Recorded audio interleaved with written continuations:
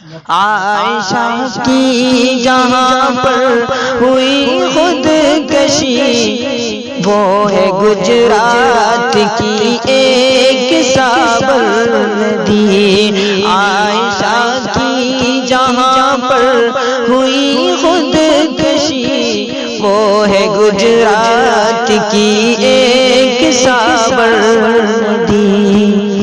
रो के माँ बाप से कह रही थी यही, रो के माँ बाप से कह रही थी यही, है मेरी आज बस आखिरी जिंदगी, है मेरी आज बस आखिरी जिंदगी।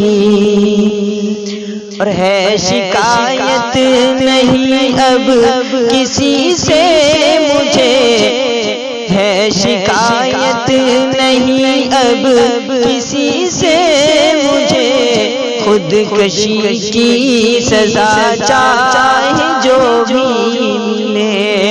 है शिकायत नहीं अब किसी से मुझे, खुदकशी की सजा चाहे जो भी मिले। जिंदगी जितनी थी मैंने जी ली उसे, जिंदगी जो भी थी मैंने जी ली उसे।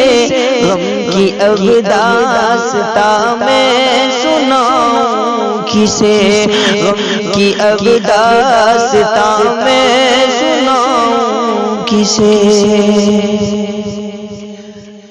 और बाप रो रो के बेटी से कहता रहा, मेरी बेटी न कर खुदकशी लौट आ।